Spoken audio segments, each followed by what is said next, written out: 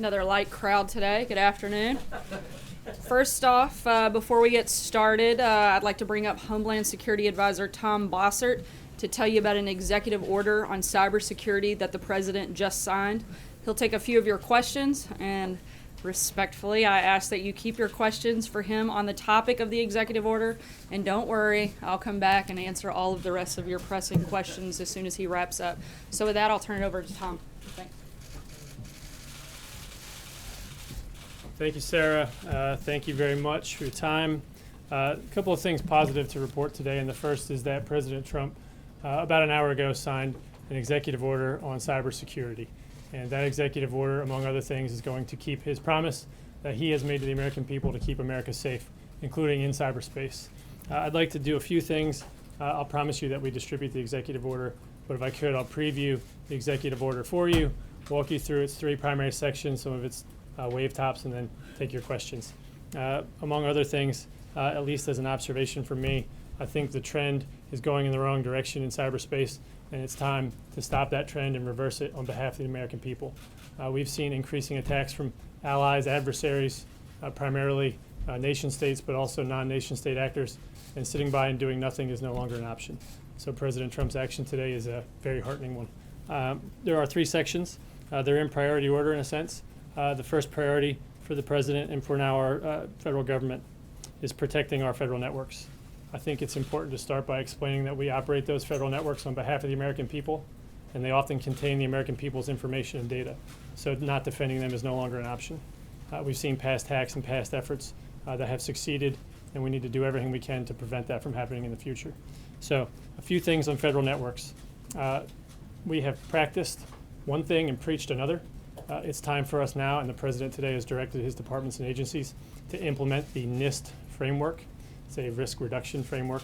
It is something that we have asked the private sector to implement and not forced upon ourselves. From this point forward, departments and agencies shall practice what we preach and implement that same NIST framework for risk management and risk reduction. Second, I think of note point in protecting our federal networks is that we spend a lot of time and inordinate money protecting antiquated and outdated systems. We saw that with the OPM hack and other things. From this point forward, the President has issued a preference from today forward in federal procurement on federal IT for shared services. We've got to move to the cloud and try to protect ourselves instead of fracturing our security posture. Third point I'd make is that the executive order directs all its departments and agency heads to continue its key roles, but it also centralizes risk so that we view our federal IT as one enterprise network. If we don't do so, we will not be able to adequately understand what risk exists and how to mitigate it. A number of thoughts on that. Among other things, that is going to be a very difficult task. So modernizing is imperative for our security, but modernizing is going to require a lot of hard, good governance. And responsible for that today is the President's American Technology Council. The President's American Technology Council is going to run that effort on behalf of the President here out of the White House. And we have great hope that there'll be efficiencies there, but also security. And I would probably note to you that other countries have taken 2 or 3 years to learn what we just came up with in 2 or 3 months, and that is that we can't promote innovation without first thinking through risk reduction. So doing that together is a message that we've learned, but doing it together is a message we'd like to encourage private sector folks to adopt. So point 2 in the executive order is our critical infrastructure cybersecurity effort. The President has directed the President's cabinet to begin the hard work of protecting our nation's most critical infrastructures, utilities, financial and healthcare systems, telecommunications networks. He's directed them to identify additional measures to defend and secure our critical infrastructure. And he's continued to promote the message that doing nothing is no longer an option. So the executive order not only requires his departments and agencies to help those critical infrastructure owners and operators and the most important ones, but to do it in a proactive sense. He messages a tilt towards action. We've seen bipartisan studies, an observation from me, over the last 8 years. Both parties, they've made powerful recommendations. They have not been adopted for various reasons. This executive order adopts the best and brightest of those recommendations, in my view. I'm going to stop with those three and take questions. 2 questions for you real quickly. First. Actually, if I could. Yes, please. Brian. Brian, go ahead. Pleasure.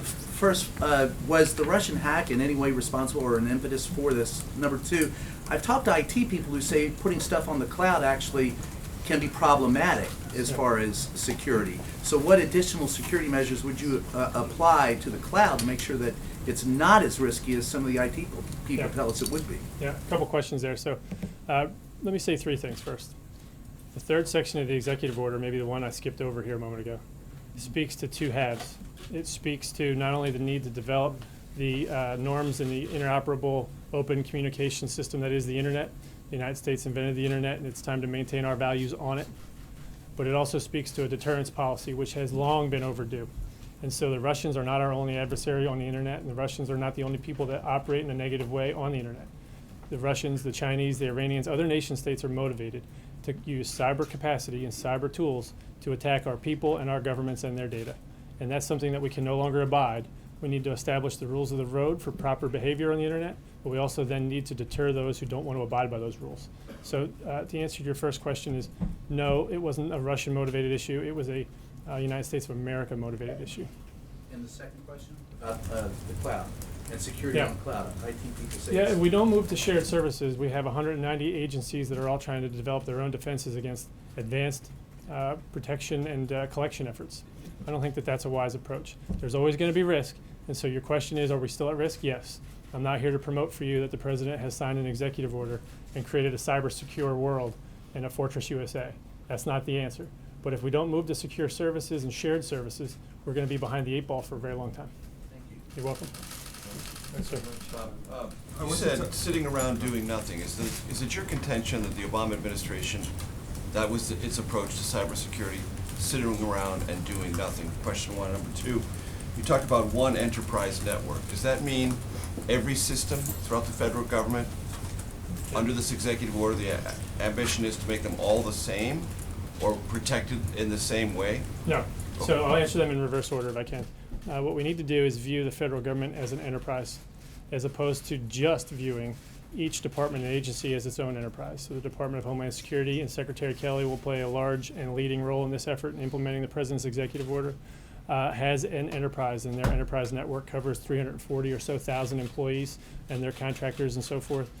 They are responsible, and that secretary of each department and agency will remain responsible for securing those networks. But we need to look at the federal government as an enterprise as well, so that we no longer look at OPM and think, well, you can defend your OPM network with the money commensurate for the OPM responsibility. OPM, as you know, had the crown jewel, so to speak, of our information on all of our background and security clearances. So what we'd like to do is look at that and say that is a very high risk, high cost for us to bear. Maybe we should look at this as an enterprise and put collectively more information in protecting them than we would otherwise put into OPM, looking at their relevant importance to the entire enterprise. Their budget, in other words. No, not just their budget, but based on what they do. So each department and agency has a responsibility to protect its own networks, but they now have a responsibility to identify their risk to the White House, to the president, so that we can look at what they've done, and just as importantly, what risk they know they're accepting, but not mitigating. There's a lot of identified risk, but there's also a lot of identified and not remediated risk. So that mitigation strategy is going to have to come through a centralized place.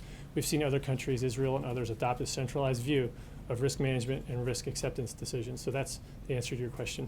The second question, though, maybe is Sitting that around doing nothing. so Was that the previous administration's approach from your vantage point? yeah, no, I think that the observation is that we have not done the basic block and tackling, right? Of thinking of the internet as something that the American people benefit from. I think what we've done is focus on the federal IT portion of it. I think that a lot of progress was made in the last administration, but not nearly enough. I think we're going to change that. And I think looking at this from the perspective of a deterrence strategy, to be honest, yes. I think the last administration should have done that, had an obligation to do it, and didn't. Sir? A little bit like deterrence. I was wondering if the administration has a view on what might constitute an act of war with regard, what kind of cyber attack might constitute an act of war. Yeah, there's a whole lot that we'll talk about in terms of what constitutes a cyber attack, what's war and what's not war. The Talon Manual and other things are important, but I think the most important answer to your question is that we're not going to draw a red line on cyber war at this point today. It's not within the direct scope of the executive order, but it also would violate, I think, the president's primary mission to me to not telegraph our punches. If somebody does something in the United States of America that we can't tolerate, we will act. Sarah? You said that the point goal of this is to secure the internet. You talk about the internet as something that Americans use and enjoy. Well, the technical standards for most things on the internet are put together by many international standards organizations and engineers and things like that that often aren't in the United States. Has there been any talk of outreach to these sorts of bodies to try and build in security into the next generation of protocols? Yeah, absolutely. So the message here is not just protecting the people of America. We have an America First perspective, but the idea of having like-minded people with similar viewpoints, like our allies, developing with us the open, operable internet is something key to figuring out how we will define what is and is not acceptable. We can't cut off the internet at our borders and then expect it to operate in a viable way. And if there are good ideas coming out of Germany, then we'll take them. If there are good ideas coming out of Peoria, we'll take them as well.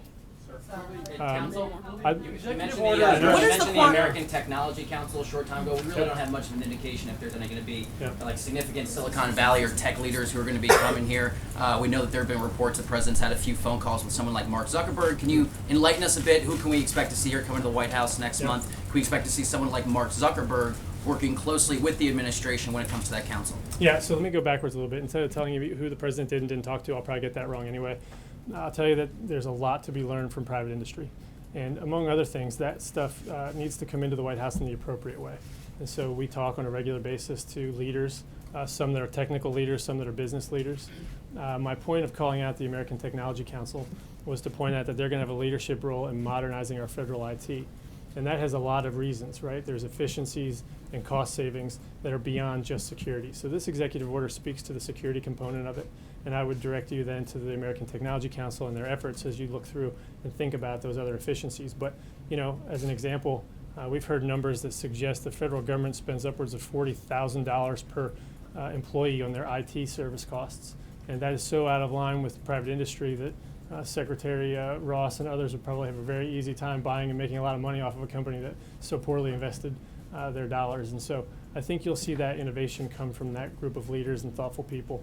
And then in terms of what you'll see over the next month, I would say I don't know how to answer that specifically, but I'd like to take the opportunity in the opening before Sarah pulls me to thank 2 or 3 people, and one of them high on my list is Mayor Giuliani. I'd like to thank him for the advice he's given to me and to the president and to others as we formulate this thinking. I'd like to thank Representative McCall. I'd like to thank a few other members of Congress, Representative Ratcliffe and Hurd, Representative Nunez, Senator Collins, Senator McCain in particular, Senator Byrd and White House. Burr and White House. There's a number of people that have provided thought leadership, have taken action, have passed legislation, all those things that we've liked, and that has improved our cybersecurity over the last 8 years. So I don't want to be critical of things that have happened over the last 8 years, but I do want to look forward to improvement.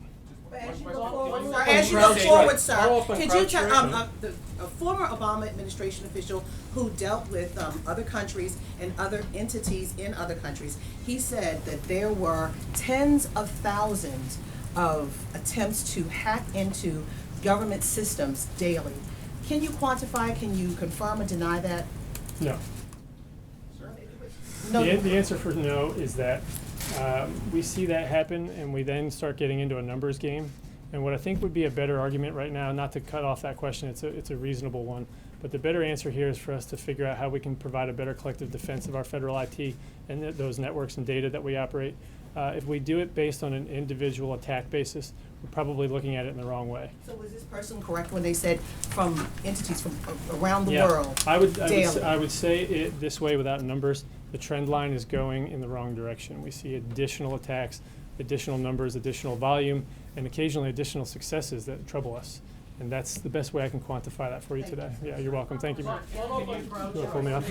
Can you just say why the cybersecurity order was delayed? This was going to come out one day Yeah, early in the administration, yeah. and there had been a lot of talk about concern from Silicon Valley and tech leaders with the direction that it was going in. So do you have some sense of the kind of support that this order has, support or not, from the tech world? I want to answer you and even reject part of your question if I can, right? And I think that'll be clarifying. So first I'll reject one part of your question. So we did see some concerns, but I don't think that they remain, and I'll look forward to their response after they read the president's executive order today. One of those concerns, for example, arose when they read the voluntary call in the president's executive order, which I applaud today. that we've reduced greatly the number of botnet attacks in the United States, this distributed denial of service attacks. That's going to require voluntary cooperation among all the different owners and operators of different privately held companies, from service providers to manufacturers of goods. And those things are going to have to happen voluntarily. What the president calls for is for the government to provide the basis for that coordination. Without defining who's in and who's out, it's a voluntary operation. But we know that they have the technical capacity, if they have the will, to come together on behalf of the American people and reduce those botnets dramatically. And the president's calling for them to do that. He's asking for his Secretary of Homeland Security and Secretary of Commerce to facilitate that. And what we saw was reflections of a concern that there would be a compulsion. And I think that that's something that I can put to rest today. And that's why I poked on your question a little bit. But then if I could, the broader question of delay, I don't really much take that either. I think sometimes we've been criticized for doing things too quickly. And now maybe we're being criticized for doing things too slowly. So maybe I'm right in the middle of the sweet spot, I would argue. But I think the president has hit this timing perfectly, and I'll tell you 3 reasons why. One of the block and tackle things that he directed us to do before the executive order was to get the money right. He's picked a cabinet full of people that know that business operations and business functions have to follow first, so that you can then provide policy that they can implement, right? So policy sets direction and vision, but if you don't have the right money and back office infrastructure and so forth to implement those things, well, then you have to either change your vision or change your amount of money. And so just off the top of my head, I thought you might ask that question. The first I already preemptively answered, and that is that we kind of learned a lesson here that we don't want to innovate with policy on the innovation side and secure with policy on the security side without doing that in tandem. And you saw the president signed on Friday last the Technology Council, and he signed today the cybersecurity order, and that was done intentionally. And then lastly, in between now and then, the president's FY18 budget allocated $819 million to DHS's cybersecurity budget alone. It dedicated an increase of $1.5 billion across all departments involved in protecting cyberspace. So from my perspective, both his first budget request and his future ones have right-sized and aligned that amount of money to keeping America safe. And that might answer all 3 components of your question. And with that, I know Sarah wants to pull me away. So thank you so much for your time. Appreciate it. Please address concerns Americans might have about political motivations that these cybersecurity companies, like, for instance, you mentioned Facebook, they're very political, or CrowdStrike. I'm sure he'll be happy to come back to questions later. Thank you so much, Tom. And actually, he was wrong on one thing. I would gladly have let him stay up here and talk cybersecurity with you all day. A few announcements, and then, as promised, I will get to, I'm sure, all of your many pressing questions. I'd like to announce that the president also just signed another executive order establishing the bipartisan Presidential Advisory Commission on Election Integrity. This will be chaired by Vice President Mike Pence. The president is committed to the thorough review of registration and voting issues in federal elections, and that's exactly what this commission is tasked with doing. The bipartisan commission will be made up of around a dozen members, including current and former secretaries of state, with Kansas Secretary of State Chris Kobach serving as vice chair. It will also include individuals with knowledge and experience in elections, election management, election fraud detection, and voter integrity efforts. 5 additional members that have been announced as of today: Connie Lawson, the Secretary of State of Indiana; Bill Gardner, Secretary of State of New Hampshire; Matthew Dunlap, the Secretary of State of Maine; Ken Blackwell, former Secretary of State of Ohio; and Christy McCormick, a Commissioner on Election Assistance Commission. The Commission will review policies and practices that enhance or undermine the American people's confidence in the integrity of federal elections and provide the President with a report that identifies system vulnerabilities that lead to improper registrations and voting. We expect the report will be complete by 2018. The experts and officials on this commission will follow the facts where they lead. Meetings and hearings will be open to the public for comments and input, and we will share those updates as we have them. In cabinet news, Secretary Perdue is in Cincinnati, Ohio today to announce the Agriculture Department's plan for reorganizing to provide better service to the American people, as the President directed in his March 13th executive order. With the barges of the Ohio River behind him, many of which contain products that are beginning a journey that will ultimately take them to markets overseas, Secretary Perdue will announce a new mission area for trade and foreign agriculture affairs, recognizing the growing importance of international trade to the agriculture sector of the economy. United States Immigration and Customs Enforcement will hold a press conference at 2:15 today. probably not too far away, to announce the results of a highly successful recent gang surge operation. The President has made enforcement of our nation's immigration laws a top priority, and today's announcement will underscore not only that commitment, but his focus on targeting transnational gangs and prioritizing the removal of criminal aliens who pose a threat to public safety. Also today, Secretary Mattis met with the Turkish Prime Minister in London to discuss a range of bilateral security issues, and the Secretary reiterated the United States' commitment to protecting our NATO ally, and both leaders affirmed their support for peace and stability in Iraq and Syria. One other thing I wanted to point out, last night Obamacare suffered another serious blow as Aetna announced its decision to pull out of the Nebraska and Delaware marketplaces, which ends their participation in exchanges completely.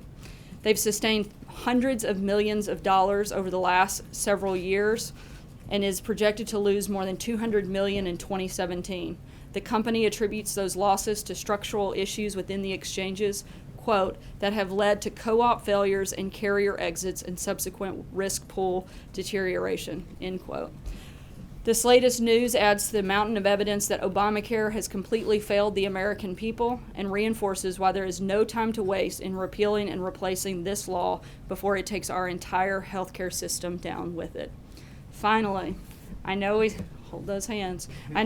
out a timeline regarding the firing of former Director Comey yesterday because there seemed to be some misperceptions about the meeting between the President and the Attorney General and the Deputy Attorney General on Monday. But I'm going to read it to you all again just to make sure we're all on the same page because I want the sequence of events to be perfectly clear to everyone. The President, over the last several months, lost confidence in Director Comey. After watching Director Comey's testimony last Wednesday, the President was strongly inclined to remove him. On Monday, the President met with the Attorney General and the Deputy Attorney General, and they discussed reasons for removing the Director. The next day, Tuesday, May 9th, the Deputy Attorney General sent his written recommendation to the Attorney General, and the Attorney General sent his written recommendation to the President. Hopefully that clears up some of those things. And with that, I will take your questions. Steve Holler. Sarah, why did the Lester Holt interview the President just had made a number of remarks? Why did the President think that James Comey was a showboat and a grandstander? I think probably based on the numerous appearances that he made, and I think that it's probably pretty evident in his behavior over the last year or so with the back and forth, and I think that it speaks pretty clearly. Those words don't leave a lot of room for interpretation, so I think it's pretty clear what he meant. When were these three conversations that the President had with James Comey about whether he was under investigation or not? He said one was at dinner, 2 phone calls. Was that since January 20th or when? That's my understanding, but I don't have exact dates on when those phone calls took place. Jonathan? Sarah, two parts of the Comey question regarding the interview the President just gave. First of all, isn't it inappropriate for the President of the United States to ask the FBI Director directly if he is under investigation? No, I don't believe it is. One of these conversations, the President said, happened at a dinner where the FBI Director, according to the President, was asking to stay on as FBI Director. Don't you see how that's a conflict of interest? The FBI Director is saying he wants to keep his job, and the President is asking whether or not he is under investigation? I don't see that as a conflict of interest, and neither do the many legal scholars and others that have been commenting on it for the last hour. So no, I don't see that as an issue. Shannon? Sarah, the other thing I want to ask you about is, I asked you directly yesterday. 3, I think, yeah. This different subject related to Comey. I asked you directly yesterday if the President had already decided to fire James Comey when he met with the Deputy Attorney General and Attorney General. And you said no. Also, the Vice President of the United States said directly that the President acted to take the recommendation of the Deputy Attorney General to remove the FBI Director. Sean Spicer said directly it was all him, meaning the Deputy Attorney General. Now we learn from the President directly that he had already decided to fire James Comey. So why were so many people giving answers that just weren't correct? Were you guys in the dark? Was the Vice President misled again? As happened I know you'd love to report that we were misled, and we want to create. Hold on, Jonathan. I let you finish and read off every single one of those statements. So Unless you want to trade places, I think it's my turn now.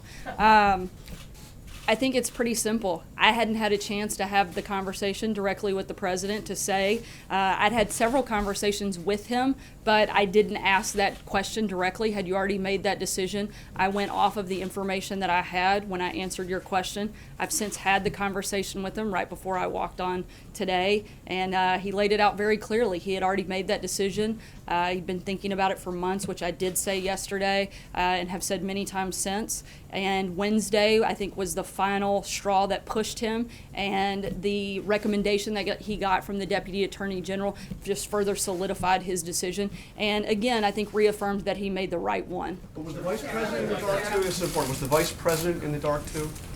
Nobody was in the dark, Jonathan. You want to create this false narrative. If we want to talk about contradicting statements and people that were maybe in the dark, how about the Democrats? Let's read a few of them. You want to talk about them? Here's what Democrats said not long ago about Comey. Harry Reid said Comey should resign and be investigated by the Senate. Senator Chuck Schumer said, I don't have confidence in him any longer. Senator Bernie Sanders said it would not be a bad thing for the American people if Comey resigned. Nancy Pelosi said Comey was not in the right job. Former DNC chair Debbie Wasserman Schultz said that she thought Comey was no longer able to serve in a neutral and credible way. President Obama's advisor Valerie Jarrett reportedly urged him to fire Comey. Just yesterday, Representative Maxine Waters said that Hillary Clinton would have fired Comey. If you want to talk about people in the dark, our story is consistent. The president is the only person that can fire the director of the FBI. He serves at the pleasure of the president. The president made the decision. It was the right decision. The people that are in the dark today are the Democrats. They want to come out, they want to talk about all of these, they love Comey and how great he was. Look at the facts. The facts don't lie. Their statements are all right there. I think it's extremely clear that, and frankly, I think it's kind of sad. In Washington, we finally had something that I think we should have all been able to agree on, and that was that Director Comey shouldn't have been at the FBI, but the Democrats want to play partisan games, and I think that's the most glaring thing that's being left out of all of your process stories. John Roberts. Sarah, you said from the podium yesterday that Director Comey had lost the confidence of the rank and file of the FBI. On Capitol Hill today, the acting director of the FBI, Andrew McCabe, directly contradicted that. What led you in the White House to believe that he had lost the confidence of the rank and file of the FBI when the acting director says it's exactly the opposite? Well, I can speak to my own personal experience. I've heard from countless members of the FBI that are grateful and thankful for the president's decision. And I think that, we may have to agree to disagree. I'm sure that there are some people that are disappointed, but I've certainly heard from a large number of individuals, and that's just myself. And I don't even know that many people in the FBI. And if I could, to what you were saying about the Democrats. Clearly, they didn't like James Comey too much after the October 28th pronouncement that he was reopening the investigation into Hillary Clinton's emails. Their point now is that the timing is different, that this was in the middle of an investigation. Do they have a point? Not at all. And I think Mr. McCabe made that point far better than I could today when he said that there's been no impediment to the investigation. And as I said before, any investigation that was taking place on Monday is still taking place today. So I think that's, again, another sad story by the Democrats that they're trying to peddle. Mara. Thank you. Another comment from the hearing today. The acting Deputy Attorney General said, McCabe said that he considers the investigation into Russian meddling in the election to be highly significant. In the past, the president has said that the investigation was a hoax, and he's questioned even recently whether maybe it wasn't Russia, it might have been China. Does the president consider this investigation to be highly significant? Look, I think he would love nothing more for this investigation to continue to its completion. I think one of the reasons that the hoax component is the collusion component that has been the false narrative that you guys have been pushing for the better part of a year. I think that's the piece that he is repeatedly talking about being the hoax. But in terms of the threat to national security, does he take that seriously? Does he think that's significant? Putting aside the collusion question. Of course he takes national security seriously. To even hint that he doesn't, I think is to misunderstand this president completely. From the very moment that he stepped onto the campaign stage to the day that he took the oath of office to become president, he has talked about national security. He's made that one of the biggest priorities in the administration. You just saw Tom Bossert here talking about cybersecurity on all fronts, whether it's securing the border, whether it's protecting people abroad here. The president has been focused on national. During the election was a threat to U.S. national security. You know, I haven't had the chance to ask him about that. I think we're still waiting on the final conclusion of that investigation. He doesn't know. Look, I think any time we have somebody interfering with our election, that would be considered a problem, and I think the president would certainly recognize that. Matthew? Two questions. First, as has been mentioned, Vice President Pence yesterday said the firing was based on the recommendation of the Attorney General and Deputy Attorney General. We know now that that's not true. Was the Vice President misled again, or did he mislead the American people? I believe I've answered that question. Thank you. If you have, I don't think I caught it, because the Vice President said yesterday that the President chose to accept and support the decision of the Deputy Attorney General and Attorney General. He certainly accepted the Deputy Attorney. Yeah, but that doesn't mean that he wouldn't still accept his recommendation. I mean, they're on the same page. Like, why are we arguing about the semantics of whether or not he accepted it? They agreed. I mean, I'm not sure how he didn't accept the Deputy Attorney General's recommendation when they agreed with one another. So if I may just switch topics slightly, if the president knew he was going to do this, why ask for those memos to begin with? Why not just fire Comey? Why have these memos put out and then explain that he did it because of the memos, but then say that he was going to do it either way? I'm confused as to why we even got those memos. Look, I think he wanted to get the feedback from the Deputy Attorney General, who the director of the FBI reports to. Again, it further solidified the decision that he had made. The only person that can fire Comey was the president. He made that decision. It was clearly the right one, as evidenced by all of the comments, both by House and Senate Democrats, Republicans, and many people within the FBI. I think instead of getting so lost in the process, did this happen at 12:01 or 12:02? Did he fire him because he wore a red tie or a blue tie? He fired him because he was not fit to do the job. It's that simple. This shouldn't be a complicated process. The president knew that Director Comey was not up to the task. He decided that he wasn't the right person in the job. He wanted somebody that could bring credibility back to the FBI. That had been lost over the last several months. The president made that decision. He made it. He moved forward. It was the right one. I don't think that, the back and forth makes that much difference. Sarah, did you call on me? Yes, I'm sorry. Okay, thank you. Sarah, going back to what you said about Democrats, there are some Democrats that say that Comey should have been fired, but they're questioning the timing. Why now? Even though the Deputy Attorney General did do that, they're questioning why now. He could have waited. I think that I've answered this. I hate to, again, just keep repeating myself, but we're kind of getting lost on the same questions here. He had decided that he wasn't fit. There's never going to be a good time to fire someone, whether it's on a Tuesday or a Friday. Day one when he comes in. He decided he wanted to give Director Comey a chance. He did, and he felt like he wasn't up to the task. And then last question. Monday, Sean Spicer, when he was at the podium, he said after the testimony with Clapper and Yates, he said, he talked about there was no collusion from what Clapper said, but he also said that there needs to be a timeline when the Russia investigation ends. And then yesterday, you said it should continue. Which one is it?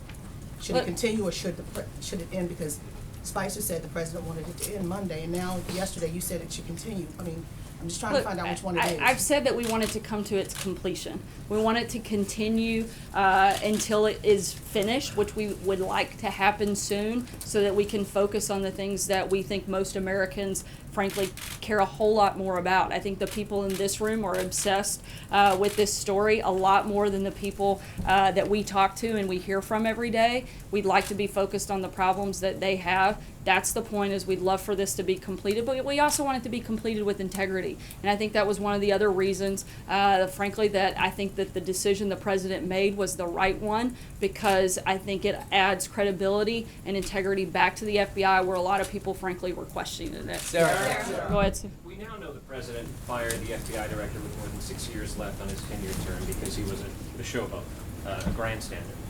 How important is it that the next FBI director not be a showboat or a grandstander? And how important is it that this person show loyalty to the president? I think that the main factor that they're looking for is that they're loyal to the justice system, they're loyal to the American people. This president is looking for somebody who can come in that is independent and has the support, I think, across the board, whether it's Republicans, Democrats, members of the FBI, and certainly the American people. Again, it wasn't just one thing that caused the president to make this decision. A large part of why he made this decision was because he didn't feel like Director Comey was up to the job. He had watched, it was just an erosion of confidence that he had in his ability to carry out the tasks that needed to be done. He's looking for somebody who can do that. Jordan? Thank you, Sarah. Two questions. First, I want to follow up on what John asked about the rank and file of the FBI. Don't you think the acting director of the FBI has a better handle on the rank and file than you do? Look, I'm not going to get in a back and forth on who has a better handle. Again, I've heard from multiple individuals that are very happy about the president's decision, and I know that it was the right one. I believe that most of the people that we've talked to also believe it was the right decision to make. I want to also ask about the meeting yesterday between President Trump and the Russian foreign minister.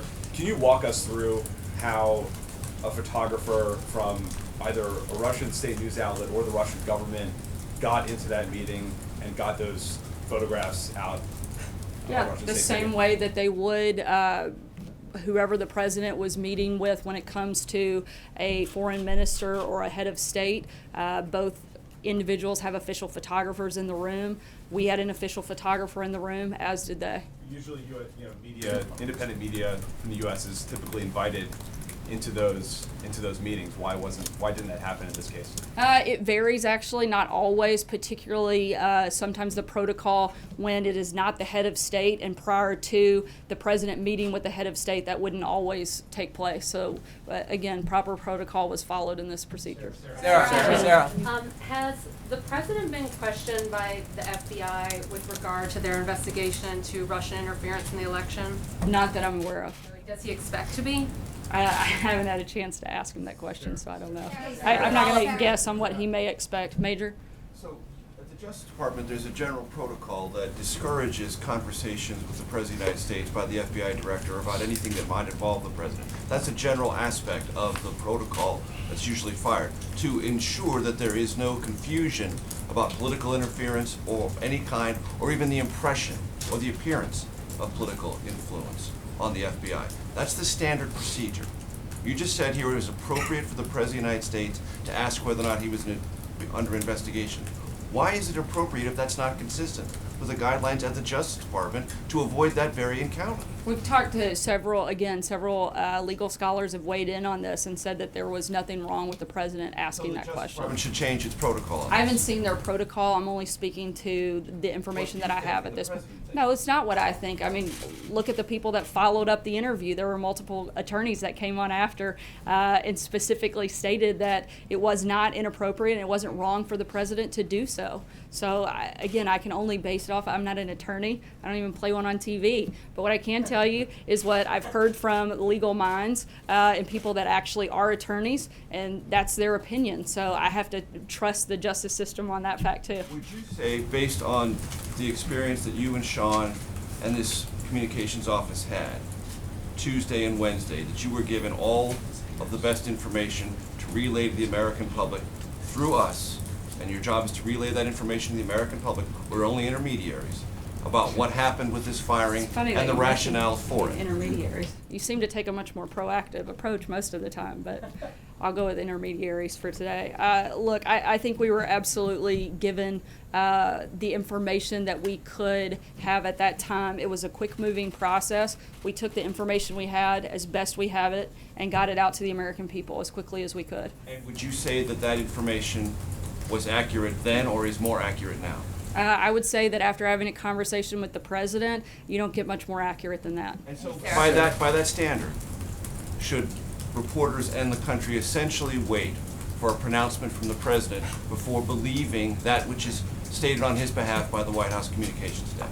Look, Major, I'm not going to get in a back and forth that we have to have like a direct quote every single time. In this process, I gave you the best information I had at the moment. I still don't think that it contradicts the president's decision. You guys want to get lost in the process. I don't believe asking you a question and getting an answer is lost in the process, Sarah, with all respect. Yeah, and I'm answering those questions. It's very simple. The president decided to fire Director Comey. Nobody else gets to make that decision, and he made it. He stands by it, as do the rest of us. Thanks. Mike? Yeah, 2 questions. Following up on this, back in, I think, October of last year, the former president was highly criticized by members of the FBI and other ethical folks outside of the FBI for making some comments on television that were sort of suggested that he had an opinion about how the Hillary Clinton email case should go. And the charge was that he was interfering, that he was putting his thumb on the scale of an ongoing active investigation. There was a lot of criticism from Republicans of the president about that. Talk to me about what this president did in his series of conversations with the FBI director doesn't go far beyond what former President Obama did. And to Major's point, how can you argue, regardless of maybe some pundits on TV who might be saying otherwise, how can you argue that that doesn't have an appearance of trying to influence an investigation that's actively going on? Look, I think the president's encouraged this investigation to take place and complete so that we can move forward. We've been as compliant as possible throughout the entire process. We will continue to do so. Nobody wants this investigation to go forward and complete and end with integrity more than the president. But people clearly know which way he wants it to come out, right? He's on the right side. I think that he wants it to come out. He's very well aware of the actions he has or hasn't taken. He knows he didn't take any action, and I think he's ready for the rest of you guys to understand that as well. And one last question, just to follow up on the FBI thing, and I'm not trying to be overly combative here, but you said now today, and I think you said again yesterday, that you personally have talked to countless FBI officials, employees, since this happened. Correct. I mean, really? Like, really? So are we talking between like email, text messages? Absolutely, 50, yes. 60, 70? Look, we're not going to get into a numbers game. I mean, I have heard from a large number of individuals that work at the FBI that said that they're very happy with the president's decision. I mean, I don't know what else I can say. Catherine. Sarah, there's a report in the Wall Street Journal that the Deputy Attorney General asked the White House counsel to correct the version of events that was coming out initially after the Comey firing. Is that accurate, and does that contribute to the different versions of events we've seen over the last 48 hours? I'm not aware of a specific ask for a correction. I do know that we all want to make sure that we get this right, and that's been our, plan. What we've attempted to do all along. It's the reason we sent the update last night. I know there were several questions after the briefing yesterday, and I addressed that again in the opening today. Our goal is to get this as right and clear as we can. Did the president know that Comey had sought more resources for his investigation before he made the decision? No, and I also think, based on what I've seen, the Department of Justice has also pushed back and said that that's not accurate. So, but I would refer you to them. Sarah? Was it a mistake for the White House to try to pin the decision to fire James Comey on Rod Rosenstein? I don't think there was ever an attempt to pin the decision on the Deputy Attorney General. Look, I think his recommendation, again, it was extremely clear. The president, though, makes the decision. The buck stops with him. Nobody's ever tried to say that this wasn't the president's decision, that he wasn't the one that carried it out, and to try to, I think, conflate those things is just not what took place. We know that the president's been thinking about this for a long time. Wednesday, it certainly, I think, expedited the director's testimony last Wednesday, and then getting the recommendation from the Deputy Attorney General, I think just further solidified the president's decision. And just to clarify one thing you said the president has encouraged this investigation into Russia. He wants to see it reach its completion sooner rather than later. How has he encouraged it if he just fired the man who was overseeing the Russian investigation? There are multiple people that are part of this, and it's not just the FBI. You've got the House committee, the Senate committee. Look, again, the point is We want this to come to its conclusion. We want it to come to its conclusion with integrity, and we think that we've actually, by removing Director Comey, taken steps to make that happen. Thanks so much, guys.